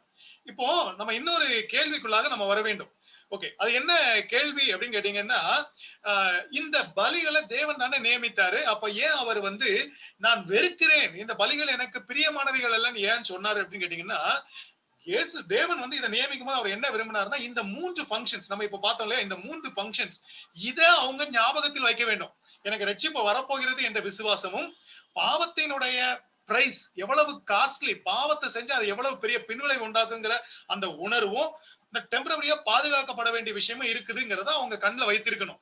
ஆனா அவங்க என்ன பண்ணிட்டாங்க, இந்த இஸ்ரவேலர்கள் என்ன பண்ணுனாங்க அப்படின்னா, துணிகரமா பாவம் செஞ்சுட்டு அதான் பலி கொடுத்துக்கலாம அப்படின்னு யோசித்தாங்க. ஒருவேளை இதை நான் வந்து கான்டெக்ட்ல சொல்லணும் அப்படின்னு கேட்டா, இந்த ஸ்டூடெண்ட வந்து அவங்க தப்பு செய்யும் போது அவங்களுக்கு ஒரு தண்டனை கொடுப்பாங்க. சில பழைய காலத்துல அடிப்பாங்க டீச்சர்ஸ். இப்போ என்னன்னு கேட்டீங்கன்னா, சில ஃபைன் போடுவாங்க. ஏன்னா அடிக்க கூடாது, அதனால அவங்களுக்கு ஒரு ஃபைன் போடுவாங்க. இதுக்கு இடைப்பட்ட காலத்துல ஒரு இம்போசிஷன் ஒண்ணு கொடுப்பாங்க. இந்த மாதிரிலாம் சில பனிஷ்மெண்ட் கொடுத்தாங்க. இந்த பனிஷ்மெண்ட் எதுக்கு கொடுக்குறாங்க அப்படின்னு கேட்டாச்சுன்னா, இனிமே நீ இந்த பாவத்தை செய்யாமல் இருக்க வேண்டும். சரியா, இன்னைக்கு ஃபைனை கட்டிட்டு நாளைக்கு நீ சீக்கிரமா வந்துருவ பத்தியா, லேட்டா வர மாட்டல அப்படின்னு கொடுத்தா, அவன் என்ன யோசிக்கிறான்னா, லேட்டா போனா 10 ரூபா தானே கேட்பாரு, 10 ரூபாயோட லேட்டா போவோம் அப்படின்னு யோசிக்கிறான். அப்ப அந்த என்ன அப்படின்னு கேட்டாச்சுன்னா, 10 ரூபா வந்து இம்பார்ட்டன்ட் இல்ல கலெக்ட் பண்ற அந்த டீச்சருக்கு. அந்த டீச்சருக்கு என்ன தேவைன்னு கேட்டா, இவன் 7 ரூபா வரணும் அப்படிங்கிறதுக்கு தான் இந்த பனிஷ்மெண்ட் கொடுத்தாரு. ஆனா ஸ்டூடெண்ட் என்ன பண்ணிட்டான்னா, 10 ரூபாய் எனக்கு ஒண்ணுமே கிடையாது, நான் அந்த 10 ரூபாய் பிடியா, நான் லேட்டா தான் வருவேன் அப்படின்னு வந்துட்டான்னா, அங்க ஆட்டிடியூட் வந்து தவறாக போய்விட்டது. இப்போ இந்த 10 ரூபாய் பனிஷ்மெண்ட் டீச்சருக்கு ரொம்ப சந்தோஷமான்னு கேட்டா கிடையாது. ஐய, நம்ம எதிர்பார்த்த விளைவு நடக்கலையே அப்படின்னு யோசிப்போம். இந்த punishment is it happiness for the டீச்சர்னா இல்ல, உன்னை திருத்துறதுக்காக கொடுத்தா, ஆனா நீ திருந்த மாட்டேன்னு சொல்லிட்டியே, அடுத்த ஸ்டெப் என்ன பண்ணலாம் அவர் யோசிக்க வேண்டியது வரும். எந்த பனிஷ்மெண்ட்டுமே பனிஷ்மெண்ட்டை யாரும் என்ஜாய் பண்ண மாட்டாங்க. இப்ப நம்ம லாவே வந்து ஒருத்தனை ஜெயில போடுதுன்னா, ஜெயில போடுறதுனால கவர்மெண்ட்டுக்கு எந்த பெனிஃபிட்டும் கிடையாது. ஆனா எக்ஸ்பெக்டட் என்னன்னு கேட்டா, ஜெயிலுக்கு வருவேங்கிறதுனாலே நீ திருந்துவ. அவன் என்ன நினைக்கிறான்னா, ஒரு கொலையை பண்ணிட்டு 6 வருஷம் தானே நான் உள்ள போயிட்டு வந்துடுறேன்னு இப்பவுமே பேசிட்டு இருக்காங்க. இதே ஆட்டிடியூடு தான் இஸ்ரவேலர்களும் கொண்டு வந்தாங்க. அதான் பலி இருக்குத, ஆட்டை வெட்டினா சரியா போச்சு அப்படின்னு நினைச்சிட்டாங்க. இப்போ தேவன் ஏற்படுத்தின அந்த நோக்கத்தை மனிதன் தவறாக பயன்படுத்த ஆரம்பிச்சிட்டான். இப்போ தேவன் வந்து அதுல வந்து சுகந்த வாசனையை முகர முடியாது. ஏன்னு கேட்டா, இதுக்காக அவர் அதை ஏற்படுத்தவில்லை அப்படிங்கிற ஒரு முக்கியமான ஒரு காரியம் வருது. சரி, அடுத்த ஒரு சின்ன நோட்டை நம்ம சேர்த்து பார்த்தோம் அப்படின்னு கேட்டோம்னா, வெளிப்புறமான பரிசுத்தத்தை இந்த நியாயப்பிரமாணத்தினுடைய பலிகள் கொண்டு வரும்னு பார்த்தோம். வெளிப்புறமான பலிகள் என்ன செய்யும் அப்படிங்கறத நம்ம பார்த்தோம்னா எக்ஸ்டர்னல் ரிச்சுவல்ஸ். எக்ஸ்டர்னலா நடக்கிற எல்லாமே ரிச்சுவல்ஸ்னு வச்சுக்குவோம், சடங்காச்சாரங்கள். இது தேவனுக்கு பிரியமானது அல்ல. ஏன்னா தேவன் எப்பவுமே இருதயத்தை பார்க்கிறவரு. அவர் வெளியில பார்த்து அதுல திருப்தி அடைகிற தேவன் இல்ல. அவருக்கு நீங்க எதையும் கொடுக்க முடியாது, இல்லைன்னா எதையாவது ஒன்றை செய்து தேவனை திருப்திப்படுத்தி விடலாம் என்றால் முடியாது. தேவனுக்கு தேவை சுத்தமான இருதயம். அப்ப தேவன் என்ன விரும்புறாரு அப்படின்னா உள்ள பாக்குறாரு. ஒருவேளை நம்ம வாசிட்டே வந்தா விருத்த சேதனம் இல்லாதவன கொண்டு போட்டுருவாங்க அந்த நியாயப்பிரமாணத்தின்படி. ஆனா இங்க தேவன் என்ன சொல்றாருன்னா, இந்த பவுலப்போஸ்தலர் எழுதும்போது என்ன சொல்றாருன்னா, இந்த மாம்சத்துல செய்யப்பட்ட விருத்த சேதனம் இல்ல, உள்ளான இருதயத்தில் செய்யப்பட்ட விருத்த சேதனமே விருத்த சேதனம். அந்த என்ன அப்படின்னு கேட்டா internal is more important and external. ஆனா நியாயப்பிரமாணத்துல என்ன நடந்துச்சுன்னா எல்லாமே எக்ஸ்டர்னல்ல நடந்துச்சு. இன்னைக்கும் கூட சபைகள்ல நிறைய எக்ஸ்டர்னல் இருக்குது. எக்ஸ்டர்னல்ஸ்க்கு முக்கியத்துவம் கொடுக்குறாங்க பாருங்க. அது இன்டர்னல் எக்ஸ்பிரஸ்ட் இன் எக்ஸ்டர்னல். அதாவது உள்ள இருக்கிற காரியத்தை வெளியில காமிக்க முடியாது. என்ன சொல்லுவாங்கன்னா, அன்பு இருக்கும் போது நீங்கள் ஒரு கிஃப்ட கொடுக்காம இருக்க முடியாது, ஆனா அன்பு இல்லாமலும் கிஃப்ட கொடுக்க முடியும். Gift is not a certificate for love. ஆனா லவ் இருந்தா கிஃப்ட் வரும், அது வேற விஷயம். அப்ப என்ன அப்படின்னு கேட்டாச்சுன்னா, கிஃப்ட கொடுத்தா அன்பு இருக்குன்னு அர்த்தமே கிடையாது. அதே மாதிரி இங்க என்ன நடந்துச்சுன்னா, external rituals will not justify. வெளியில இருக்கிற அடையாளம் உள்ள இருக்கிறதுக்கு கேரண்டி கிடையாது. ஆனா உள்ள இருக்கிறது வெளியில இருக்கிறத தன்னால நடப்பிக்கும். அப்ப எக்ஸ்டர்னல் ரிச்சுவல் தேவனை பிரியப்படுத்தாது, அதனுடைய மீனிங் இல்லாம போயிருச்சுன்னா. இதான் முக்கியமான விஷயம். ரெண்டாவது, it is a symbol of reality. ஒரு ரியாலிட்டிக்கு இது அடையாளம். என்ன ரியாலிட்டி? எனக்கு விசுவாசம் இருக்கிறது, எனக்கு தேவன் மேல் அன்பு இருக்கிறது, நான் சத்தியத்தை நான் நாடுகிறேன். இதெல்லாம் பேசிக்கா எனக்குள்ள இருக்கிற உண்மை. இந்த உண்மைகள், என்னுடைய விசுவாசம், என்னுடைய அன்பு, என்னுடைய சத்தியத்தின் மேல் எனக்கு இருக்கிற அந்த வாஞ்சை, இதெல்லாம் சேர்ந்து இந்த சிம்பிள்ஸ்ல எக்ஸ்பிரஸ் பண்ணப்பட்டிருக்கு. ஆனா இதெல்லாம் இல்லாமலே நான் சிம்பிள்ஸை செய்ய முடியுமானா பண்ண முடியும். நான் மனம் திரும்பாமலே நான் பேப்டிசம் எடுக்க முடியுமே. அப்ப பேப்டிசம் என்னை ரசிக்குமானா ரசிக்காது. ஏன்? உள்ள இருக்கிறது தான் முக்கியம், வெளியில இருக்கிறது சிம்பிள் தான். அப்ப அந்த சிம்பிள் இல்லாம நம்ம வெளியில உள்ளதை செஞ்சா இதுல ஏதாவது பயன் உண்டானா கிடையாது. அப்ப அந்த தேவன் வெறுக்கிறார், அது தேவனுக்கு ஏற்றது அல்ல. இதைத்தான் நம்ம பாக்குறோம். அப்ப external is not important, internal is important. இதான் நம்ம தேவனத்தை பாக்குறது. அப்ப நம்ம நியாயப்பிரமாணத்துல என்ன பார்த்தோம் அப்படின்னு கேட்டா, தேவன் இந்த சிம்பிள்ஸ் எல்லாம் எதுக்கு கொடுத்தாருன்னா, அது அவனுடைய இருதயத்திலிருந்து வரும் என்று எதிர்பார்த்து கொடுத்தார். ஆனா அவன் என்ன பண்ணான்னா, மீனிங்லெஸ்ஸா வெளியில உள்ளதை மட்டும் பயன்படுத்தினா, உள்ள உள்ளதை எடுக்கல. அப்ப என்ன சொல்றதுன்னு பாருங்க. இது இயேசுக்கு இந்த புதிய ஏற்பாட்டுல மட்டும் சொல்ல, பழைய ஏற்பாட்டிலே சொல்லிடுது. சங்கீதத்துல என்ன வாசிக்கிறோம்? பலியை நீர் விரும்புகிறது இல்லை, விரும்பினால் செலுத்துவே. அப்ப சங்கீதக்காரன் எவ்வளவு அழகா உணர்ந்திருக்கிறாரு பாருங்க. நான் பாவம் செஞ்சுட்டேன். அந்த சங்கீதம் 51 கான்டெக்ட் உங்களுக்கு தெரியும். பாவம் செஞ்சுட்டேன், பலி கொடுத்து நான் செட்டில் பண்ண முடியாது. ஏன்னா நீர் பலியை விரும்பல. என்ன விரும்புறீரு? என்னுடைய நொறுங்குண்ட ஆவியை நீர் விரும்புறீரு. நான் மனம் திரும்பணும், என் இருதய சுத்தமாகணும் விரும்புறீரு. சங்கீதக்காரன் எவ்வளவு ஆழமா சொல்லியிருக்கிறான் பாருங்க. அப்போ இது பழைய ஏற்பாட்டுல இருந்துச்சுன்னா இருந்துச்சு. யாருக்கு இருந்துச்சுன்னா விசுவாசம் உள்ளவர்களுக்கு இது இருந்துச்சு. அப்போ விசுவாசத்தினால்தான் பழைய ஏற்பாட்டு மக்களும் ரட்சிக்கப்பட்டார்கள். யார் சங்கீதக்காரனை போல பலியை விரும்புறது இல்ல, நீர் விரும்புறது நொறுங்குண்ட ஆவிதான். இந்த நொறுங்குண்ட ஆவியினுடைய ஒரு அடையாளம் தான் பலி அப்படின்னு ஒருத்தன் யோசித்திருந்தான்னா தேவன் இந்த பலியை ஏற்றுக்கொண்டிருப்பார். ஆனா அங்க என்ன நடந்துச்சுன்னா, பலியை கொடுத்து கடவுளை ஏமாத்திரலாம்னு நினைச்சாங்க. நீங்க ஏசாயால வந்தீங்கன்னா அவர் தீர்க்கதரிசனம் சொல்றாரு. எப்போன்னா இந்த ராஜாக்களுடைய காலத்துல இந்த தீர்க்கதரிசனம் வருது பாருங்க. அவர் சொல்றாரு, உங்க பலிகளின் திரள் எனக்கு என்னத்துக்கு? why do you sacrifice? எதுக்கு சாக்ரிஃபைஸ் பண்றீங்க? இந்த வீண் காணிக்கையை கொண்டு வராத. ஆனா நீ என்ன பண்ணணும்? நீங்க அந்த பகுதியை, அந்த ஏசாயா 1வது அதிகாரத்தை எடுத்து நல்லா வாசித்து பாத்தீங்கன்னா, நீ தீமை செய்யறதை விட்டு நிறுத்து. அதுக்குத்தான் நான் இதெல்லாம் ஏற்படுத்தினேன். ஆனா நீ நிறுத்தவே இல்லை. நன்மை செய்ய படி, நியாயத்தை தேடு அப்படின்னு அவர் சொல்றாரு. அப்ப தேவன் என்ன விரும்பினார் என்று சொன்னால், பலியை செலுத்தி நீ ஏமாத்துன்னு சொல்லல, இல்ல பலியில நான் ஆசைப்பட்டுட்டு இருக்கேன் அப்படின்னு சொல்லல. நான் அந்த அந்த அப்படி இல்லஸ்ட்ரேஷன் யோசிச்சு பாருங்க. ஒரு ஆசிரியர் ஒரு ஸ்டூடெண்ட்டுக்கு ஃபைன் கொடுக்கறது ஃபைன் இன்கம்த்துக்காக இல்ல, அவன் ஒழுங்கா இருக்கணும், படிக்கணும், வரணுங்கிறதுக்காக. அப்ப இயேசு கிறிஸ்து இந்த தேவன் எதுக்கு இந்த நியாயப்பிரமாணத்தின் பலிகளை ஏற்படுத்தினார் என்று சொன்னால், பலிகள் அவரை திருப்திப்படுத்தாது. ஆனா அவர் என்ன செய்ய வந்தாருன்னா, தீமையை விட்டு விலகி அவங்க நன்மை செய்வாங்க, இந்த பலி அதற்கு அடையாளமாக இருக்கும் என்று சொல்லித்தான் அவர் கொடுத்தார். ஆனால் அவங்க என்ன பண்ணாங்கன்னா, அதை விட்டுட்டு பலியை மட்டும் செலுத்திட்டு இருந்தாங்க. உன் பலி எனக்கு தேவையில்லைன்னு சொன்னார். அப்ப ஏன் தேவன் சொன்னாரு, உன் பலிகளை நான் விரும்பவில்லை என்று சொன்னால், அதனுடைய அர்த்தத்தை நீங்கள் விட்டு விட்டீர்கள். அதுதான் அங்க அர்த்தம். இந்த ஸ்கிரீன்ல இருக்கிற வசனத்தை பாருங்க. இது எல்லாருக்கும் தெரிஞ்ச வசனம், எல்லாரும் இதை கோட் பண்ணுவோம். ஆனா இந்த வசனத்தினுடைய கான்டெக்ஸ்ட் நம்ம கரெக்டா பார்த்திருக்கோமா அப்படிங்கிறது ரொம்ப கேள்விக்குரிய விஷயம். உங்கள் பாவங்கள் சிவேர் என்று இருந்தாலும் உறைந்த மலையை போல் வெண்மையாகும், அவை ரத்தாம்பர சிவப்பா இருந்தாலும் பஞ்சை போலாகும். எப்போ என்ன செஞ்சா? இந்த கேள்வி அந்த வசனத்துல நீங்க கேட்டு பாருங்க. எப்போ என் பாவம் வெண்மையாகும்? எப்போ அது பஞ்சை போல ஆகும்? அப்படின்னு ஒரு கேள்வியை கேட்டுட்டு, அதே பேசேஜ்ல இது வந்து அந்த 1 அதிகாரத்துல தான் இருக்குது. ஏசாயா 1 அதிகாரத்துல. எப்போ அப்படின்னு நீங்க கேட்டீங்க அப்படின்னா, அந்த கான்டெக்ஸ்ட்ல இருந்து இதுக்கு ஒரு ஆன்சர தேடணும். சரியா? ஓகே. அந்த கான்டெக்ஸ்ட்ல இருந்து நீங்க அந்த ஆன்சர தேடினீங்கன்னா, அங்க என்ன இருக்கும் அப்படின்னு கேட்டீங்க அப்படின்னு கேட்டாச்சுன்னா, அங்க ஒரு பகுதி வருது. எப்படி வருதுன்னு கேட்டீங்கன்னா, நீங்க இதுக்கு அடுத்த வசனம். இது வந்து 18வது வசனம். 19வது வசனத்துல என்ன சொல்லியிருக்கோம் அப்படின்னு கேட்டாச்சுன்னா, நீங்க உங்க இருதயத்தை சுத்தப்படுத்தணும். நீங்க நியாயத்தை செய்ய வேண்டும் அப்படின்னு அங்க இருக்கும். நீங்க நன்மை செய்தால் நீங்கள் தேசத்தில் நிலைத்திருப்பீர்கள் அப்படின்னு அங்க ஒரு வசனம் வரும். நீங்கள் வந்து எதிர்த்து நின்றால் நீங்கள் அழிந்து போவீர்கள் அப்படின்னு வரும். ஆக்சுவலா இந்த வசனத்தினுடைய கான்டெக்ட் என்னன்னு கேட்டீங்கன்னா, அதுக்கு முன்னால சொல்லப்பட்டிருக்கல, நீங்க தீமை செய்கிறதை விட்டு ஓய்ந்து நீங்க நன்மை செய்யணும். நீங்க வந்து என்னென்ன காரியங்களை நீங்க செய்யணும் அப்படின்னு ஒரு லிஸ்ட். நீங்க வந்து எப்படி எந்த காரியங்களை நான் உங்களிடத்தில் எதிர்பார்க்கிறேன் அப்படின்னு அங்க சொல்லியிருக்கிறேன். அந்த காரியத்தை நீங்க செஞ்சீங்கன்னா உங்க பாவம் வந்து பரிசுத்தமாகும். அப்ப நல்லா சொல்லியிருக்கிறாங்க. பலியினால உங்க பாவம் பரிசுத்தமாகாது. நீதியை நீங்கள் செய்கிறதுனால நீங்கள் பரிசுத்தப்படுவீர்கள். அந்த நீதியை செய்யறதுனால நீங்கள் தேசத்தில் நிலைத்திருப்பீர்கள். அந்த தேசத்துல நிலைத்திருக்கிறதுக்கு முதல் ரிக்வயர்மெண்ட் உங்க பாவம் உங்களை விட்டு செட்டில் ஆயிருக்கணும். ஏன்னா உங்க பாவம் இருக்கிற வரைக்கும் நான் உங்களை ஆசீர்வதிக்க முடியாது. இந்த ஏசாயா 1:18 எடுத்து இதுக்கு முன்னால உள்ள கான்டெக்ஸ்டையும் பின்னால உள்ள கான்டெக்ஸ்டையும் தயவு செஞ்சு பார்த்துட்டு இந்த வசனத்தை திரும்ப நீங்க எப்ப கோட் பண்ணாலும் கான்டெக்ஸ்டோட நீங்க கோட் பண்ணுங்க. மனம் திரும்புதல் இருந்தால் தான் இந்த பாவம் வெண்மையாகும். உங்களுடைய செயல்கள் நீதியாக மாறினால் தான் இந்த பாவங்கள் சிவேர் என்றிருப்பது வெண்மையாக மாறும் என்பது அந்த கான்டெக்ஸ்ட்ல ரொம்ப கிளியரா இருக்குது. சரி, இப்ப அடுத்த ஸ்டெப்புக்கு வருவோம். இயேசு கிறிஸ்துவினுடைய பலியில என்ன கிடைக்கும் அப்படின்னு நம்ம பார்த்தோம் அப்படின்னு கேட்டாச்சுன்னா, இதுல ஒரு சில பாயிண்ட் நம்ம பார்த்தோன்னே இந்த பைபிள் ஸ்டடி நம்ம க்ளோஸ் பண்ண போறோம். இதுல ஒரு 7 காரியங்களை நான் சொல்ல போகிறேன். முதல் காரியம் என்னன்னு கேட்டீங்கன்னா, இந்த மிருக பலி என்பது தேவனுடைய ஆரம்ப காலத்து எண்ணம் இல்லை. அது அடையாளம் தான். ஏன்னா அதுதான் ஏதேன் தோட்டத்திலேயே நடந்துச்சு. இப்ப கடைசி வரைக்கும் நடந்துகிட்டு இருந்துச்சு. இயேசு கிறிஸ்து வர்ற வரைக்கும். அப்ப ஆதியிலிருந்து அவருடைய சித்தம் என்ன அப்படின்னு பாத்தீங்க அப்படின்னு கேட்டாச்சுன்னா, இயேசு கிறிஸ்துவுக்கு அவர் ஒரு சரீரத்தை ஆயத்தம் பண்ணினார். ஏன்னா உலகத்தின் பாவத்தை சுமந்து தீர்க்கிற தேவ ஆட்டுக்குட்டி அவருடைய பலி மட்டுமே தேவனுக்கு ஏற்றுக்கொள்ளக்கூடிய பலி. இதை நம்ம எபிரேயர்ல 5வது அதிகாரம் 5வது வசனம் 10வது அதிகாரத்துல நம்ம படித்துக் கொண்டிருக்கிற இந்த பகுதியில 5வது வசனம் 7வது வசனம் 9வது வசனத்துல இது மறுபடியும் சொல்லப்பட்டிருக்கும். அப்ப நம்ம என்ன பாக்குறோம்னா, அவருக்கு ஒரு சரீரத்தை உண்டாக்கினார். இயேசு கிறிஸ்து தேவனுடைய சித்தத்தை செய்ய வந்தார். என்னன்னு கேட்டா, இந்த பலியாக அவர் தன்னை தந்து பாவத்தை நிவர்த்தி செய்ய வந்தார். சரி, 2வது 9வது வசனத்துல நம்ம என்ன வாசிக்கிறோம் அப்படின்னா, அந்த 2வதை நிலைநிறுத்துவதற்கு 1வதை நீக்கி போடுகிறார்.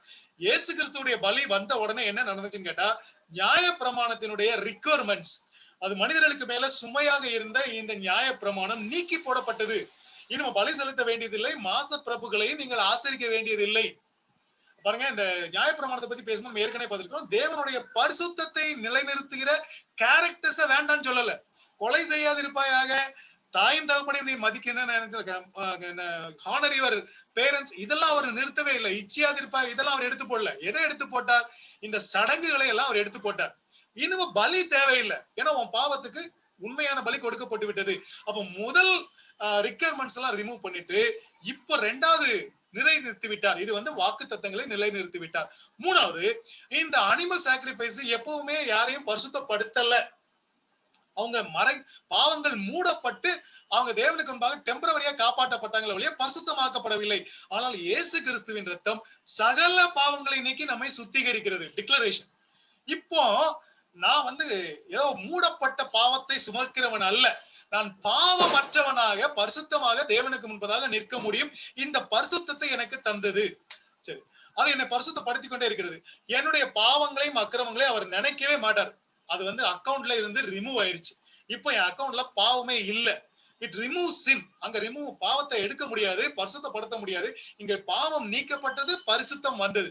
அந்த ரெண்டும் ஒரே காயினுடைய 2 சைடு. 3வது பாயிண்ட் 4வது பாயிண்ட். சரி, 5வது பாயிண்ட் என்னன்னு கேட்டீங்கன்னா, அடுத்த ஸ்டெப்புக்கு இது ப்ராக்ரஸ் ஆயிருச்சு. நியாயப்பிரமாணத்துல பாவமே செட்டில் ஆகல, பரிசுத்தமே கிடைக்கல. அதனால அது அங்கதான் நின்றுகிட்டே இருந்துச்சு. It was standing in that, அந்த stuck in that one place. இங்க என்ன நடக்குது அப்படின்னு கேட்டாச்சுன்னா, பரிசுத்தம் வந்துருச்சு, பரிபூரணம் வந்துருச்சு. இப்பதான் நம்ம பரிசுத்தமாக வாழ முடியும். எது பாவத்தோடு கூட போராடி ஜெயிக்க முடியும். நம்மோடு கூட போராடுகிற அந்தகார லோகாதிபதிகளோடு கூட நம்மளால யுத்தம் செய்ய முடியும். எதனால? Because we are perfected. நம்மளை வந்து பரிபூர்ணப்படுத்தி விட்டதின் காரணமாக. அப்போ நம்முடைய எனிமிகளாக இருக்கக்கூடிய பாவம், மரணம், பிசாசு, இவைகளை அழிக்கிற ஒரு வேலை இருக்குது பாத்தீங்களா? இதுதான் சாங்டிபிகேஷன்ல நடக்குது. சாத்தானுக்கு நம்ம இடம் கொடுக்க மாட்டோம். பாவத்தை நம்ம ஜெயிப்போம், உலகத்தை நம்ம ஜெயிப்போம். பாவம் நம்மகிட்ட மேற்கொள்ள முடியாது. கடைசியில நம்ம இயேசு கிறிஸ்து வந்து இந்த டெத்தையும் தூக்கி கொண்டு பாதாளத்துல போடுவாரு. எல்லாத்துக்கும் மேல சக்சஸ் கிடைக்கும். இந்த சக்சஸ்ல நம்ம எந்த பாட்டுல போராடிட்டு இருக்கோம் அப்படின்னு கேட்டாச்சுன்னா, இந்த டெஸ்ட்ராயிங் இஸ் எனிமி இந்த பாட்டுல தான் நம்ம இன்னைக்கு உட்கார்ந்து இருக்கோமே தவிர சால்வேஷனுக்காக நம்ம எதுவுமே செய்யறது இல்லை. அவர் செஞ்சு முடிச்சிட்டாரு. ஆனா நம்ம என்ன பண்ணிட்டு இருக்கோம்? டெஸ்ட்ராயிங் இஸ் எனிமி அந்த பாட்டுல ஆண்டவர் நம்மளை இணைத்து வைத்திருக்கிறார். பரிசுத்தமாகுதல் என்பதன் மூலமாக நாம் இதை செய்து கொண்டிருக்கிறோம். அது இங்க நடக்குது. இது அங்க நடக்கல. அடுத்தது பாத்தீங்கன்னா, இந்த பலியின் மூலமாக இன்னைக்கு நான் தப்பி தவறி ஒரு பாவத்தை மறுபடியும் நான் செய்து விட்டால் நான் என்னுடைய ரட்சிப்பை இழந்து விடுவேனா? இல்ல. ஏன்னா அந்த பலி என்னை பெர்ஃபெக்ட் பண்ணிருக்கு. எப்போன்னு கேட்டா ஃபார் எவர். அது என்னென்னைக்கும் என்னைய வந்து என்றென்றைக்கும் பூரணப்படுத்தி விட்டது. நான் பாவம் செஞ்சாலும் ஏன்னா உடனே போய் அதை கன்ஃபஸ் பண்ணி அதுல இருந்து நான் வெளியில வருவேன் ஒழிய அந்த பாவம் என்னைய பழைய நிலைமைக்கு கொண்டு போகாது. பாவத்துக்கு விரோதமாக நான் போராடி கொண்டிருக்கிறேன். அவ்வளவுதான். பாவம் வந்து திடீர்னு வந்து என்ன ஒரு அட்டாக் பண்ணோம், நான் பாவத்தை திரும்ப கவுத்திடுவேன். நான் விரும்பி சந்தோஷமா பாவத்தை செஞ்சு நான் பாவத்துக்கு அடிமையாக இருக்க மாட்டேன். அடுத்தது நம்ம ஏற்கனவே படிச்ச பைபிள் ஸ்டடியில உள்ள கடைசி பாயிண்ட் என்னன்னு கேட்டாச்சுன்னா, இயேசு கிறிஸ்துவின் ரத்தம் தான் இந்த புதிய உடன்படிக்கையினுடைய அடையாளமாக, இல்லைன்னா அந்த மத்தியஸ்தமாக, இல்லைன்னா அந்த மரண சாசனம் அப்படிலாம் படிச்சுட்டு வந்தோம். அந்த நியாய பிரமாணத்தை நிலைநிறுத்துவதற்கு இயேசு கிறிஸ்துவனுடைய மரணம் தேவையாக இருந்தது. அப்ப இந்த சாக்ரிஃபைஸ் ஆஃப் ஜீசஸ்ல நமக்கு நிறைய விஷயங்கள் கிடைச்சிருச்சு. அனிமல் சாக்ரிஃபைஸ்ல எதுவுமே கிடைக்கல, அடையாளமா மட்டும்தான் இருந்துச்சு. இங்க எல்லாமே கிடைச்சிருச்சு, கிடைக்காதது எதுவுமே இல்லை. இப்போ என்ன நிலைமைக்கு வந்துட்டோம்? இந்த இயேசு கிறிஸ்துவினுடைய பலி வந்த பிறகு நம்ம என்ன பண்ணணும்? திரும்ப போய் அந்த யூத பழைய அடையாளத்தை போய் நம்ம பார்த்துட்டு இருக்கணுமா? இல்ல நம்ம புதிய உடன்படிக்கையின் பிள்ளைகளாக பரிசுத்தத்தை நோக்கி நம்ம வளர்ந்துகிட்டு இருக்கணுமா? இதுதான் இப்ப கேள்வி. இதைத்தான் அவர் வந்து அடுத்த பகுதியில கொண்டு வர போகிறார். சரி, இப்ப நம்முடைய கடைசி ஸ்டேட்மெண்ட் என்னன்னு கேட்டா, இவைகள் மன்னிக்கப்பட்டதுண்டால், இவைகள்ங்கிறது அந்த பாவத்தை குறித்து சொல்லுது. இவைகள் மன்னிக்கப்பட்டதுண்டானால் இனி பாவத்தின் நிமித்தம் பலி செலுத்தப்படுவதில்லையே. இதுதான் ஸ்ட்ராங் ஸ்டேட்மெண்ட் ஆஃப் ஹீப்ரூஸ் சொல்லலாம். என்ன சொல்றாரு? இனிமே எதுக்கு நீ பழைய ஜூயிஷ் ரிலிஜனுக்குள்ள போய் தேவாலயத்துல போய் நீ பலி செலுத்தணும்? No more sacrifice. பழைய கஷ்டத்துக்குள்ள போயிடாத. இதான் அவர் அந்த எபிரேயர்களை பார்த்து சொல்லுகிறார். சொல்ல வேண்டியதற்கு தான் இவ்வளவு 10 அதிகாரம் அவர் எழுதிட்டு வர்றாரு. அப்ப என்ன சொல்றாரு? இனிமே பலி தேவையில்லையா? இயேசு கிறிஸ்து இப்ப நமக்கு வந்து இது புதுசா தெரியும். ஏன்னா நம்ம வந்து ஆரம்பத்துல இருந்து முதல் நாள் சுவிசேஷத்தை கேட்டதுல இருந்து இதுதான் நம்மகிட்ட சொல்லிட்டு வந்தாங்க, இயேசு கிறிஸ்து பலியானதுனால எல்லாம் முடியுது. ஆனா யூதர்களுக்கு, எபிரேயர்களுக்கு அப்படி இல்ல. அவங்க நியாயப்பிரமாணத்துல வளர்ந்து வந்த அவங்களுக்கு இப்பதான் ஃபர்ஸ்ட் ஜெனரேஷன் அவங்களுக்கு சொல்லி கொடுக்குறாங்க. இந்த சொல்லி கொடுக்கும் போது அவங்களுக்கு ஒரு பெரிய பிரச்சனையே, அது எப்படி எல்லாரும் பண்ணிட்டு இருக்கிற பலியை நாம் பலியிடாம இருக்க முடியும் அப்படிங்கிற ஒரு பெரிய ஒரு தடுமாற்றம். இவ்வளவு ரீசன்ஸ கொடுத்து, இவ்வளவு சத்தியங்களை, உண்மைகளை அவங்களுக்கு சொல்லி கொடுத்து, இனிமே நீ செலுத்த வேண்டியது இல்ல, நல்லா புரிஞ்சுக்க அப்படின்னு சொல்றாரு. அப்போ இதுக்கப்புறம் இவ்வளத்தையும் நீ தெரிஞ்சதுக்கு அப்புறம் பாவத்தை நிமித்தம் இனி பலி செலுத்தப்பட வேண்டிய அவசியம் இல்லைங்கிறது தெரிஞ்சதுக்கு அப்புறம் நீ எப்படி நடக்கணுங்கிறது தான் 19வது வசனத்துல இருந்து நம்ம பார்க்க போறோம். அப்போ இதுதான் முக்கியமான விஷயம். அப்ப நம்ம இதுல என்ன பாக்குறோம்னு கேட்டீங்க அப்படின்னா, இந்த 10வது அதிகாரத்துல நம்ம என்ன படுத்திருக்கிறோம்னா, இயேசு கிறிஸ்து பரிசுத்தமாக்கப்படுகிறவர்களை ஒரே பலியினாலே என்றென்றைக்கும் பூரணப்படுத்தி இருக்கிறார். He has done it. அவ்வளவுதான். இனிமே don't go to the old religion which is only a symbol. இதான் அவர் அங்க சொல்றார். இதுதான் நம்ம பார்க்க வேண்டிய முக்கியமான விஷயம். அப்படின்னா இந்த 10வது அதிகாரத்தை நீங்க வாசித்து பார்க்கும்போது திரும்ப ஒரு தயவு செஞ்சு அந்த வசனங்களை நீங்க வாசித்து பாருங்க. ஆர்குமெண்ட் ரொம்ப அழகா வைத்திருப்பாரு. நியாயப்பிரமாணம் ஒன்லி இட் இஸ் ஒன்லி என்ன சொல்றது, நிழல். இயேசு கிறிஸ்து தான் வந்துட்டார். இனிமே எதுக்கு உனக்கு நிழல்? இனிமே போய் அங்க போய் நீ பலியிடாத அப்படின்னு சொல்றாரு. இப்ப அடுத்த பகுதியை நம்ம பார்க்கும்போது 19வது அதிகாரத்துல இருந்து பிராக்டிக்கல் கைடன்ஸ் கொடுக்குறாரு. இந்த ஒரு வசனத்தை நீங்க வச்சுட்டீங்கன்னா, நம்ம ஒரே பலியினால நம்ம பூரணப்படுத்திட்டார, இனிமே நீங்க என்ன பண்ணணும் அப்படிங்கறதான் அவர் இங்கே சொல்லி கொண்டு வருகிறார். சரி, நம்முடைய பைபிள் ஸ்டடியை நம்ம இந்த இடத்துல முடித்துருவோம். அடுத்த பைபிள் ஸ்டடி வந்து நம்ம இந்த 10வது அதிகாரம் 19வது வசனத்திலிருந்து நம்ம ஆரம்பிக்கலாம். சோ நம்ம இப்ப ஜெபித்து முடித்து விடலாம்.